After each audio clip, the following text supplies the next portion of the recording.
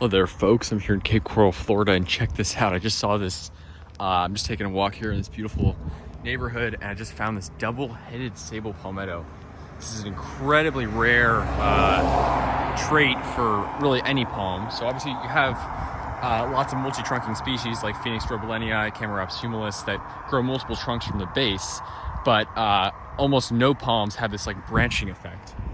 Usually you'll have individual trunks originating from the ground, but let me cross here. To have something like this is really rare. I think there's one species like Hyphene something, forget exactly the name, that normally branches like this, but almost no other palm species has this trait normally. Certainly not sable palmetto, but I've seen a couple pictures of like, you know, 2 or 3 headed sable palmetto, but never ever seen one in person. And again, we just drove across Florida and I saw, you know, thousands and thousands, hundreds of thousands of sable palmetto. You can see them growing literally all over in the wilds here. This is a mangrove forest right here on the coastal plain in Cape Coral, Florida.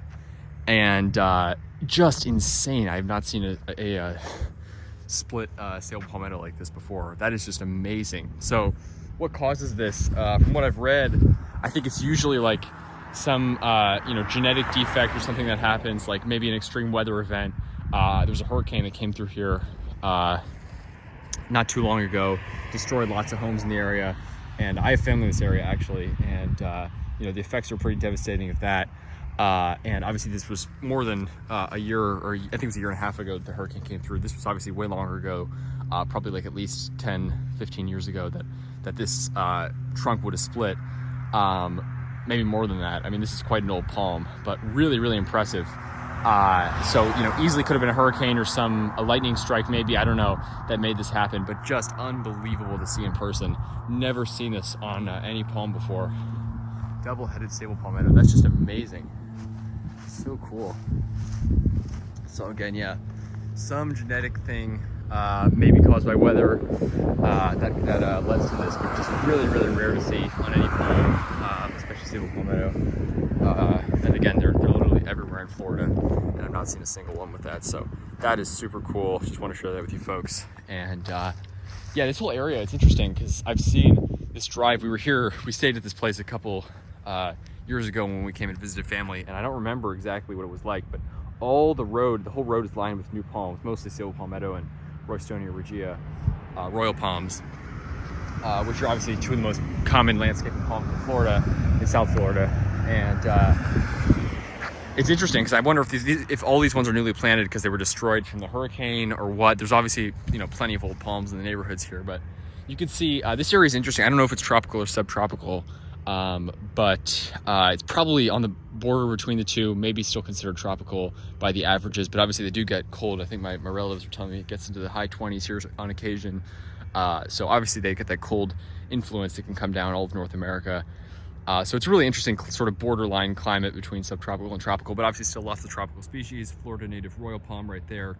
Those are absolutely everywhere here. You can just see how many are down there everywhere here. And then obviously tons and tons of coconuts here still. There's some big ones all over. So, you know, still seems to be a tropical climate, but close to the border between the two. But this is the Florida state tree, actually. It's a state tree of both Florida and South Carolina, both palmetto states. And this is sable palmetto, native to every county in Florida, I believe.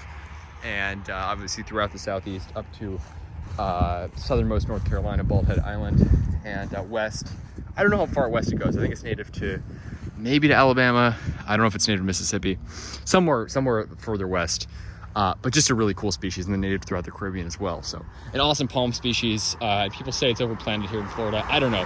That's obviously subject to your opinion, but I think they're awesome. They're everywhere in the swamps, everywhere in the forest. They're really versatile palm. You know, you'll see them in all sorts of habitats here in Florida, from, you know, just you know, sawgrass savanna, pine savanna, oak savanna, cypress swamp, mangrove forest. It's really, really cool. You can see there's like some rust. I wonder if somehow this led to it. The rust in the trunks.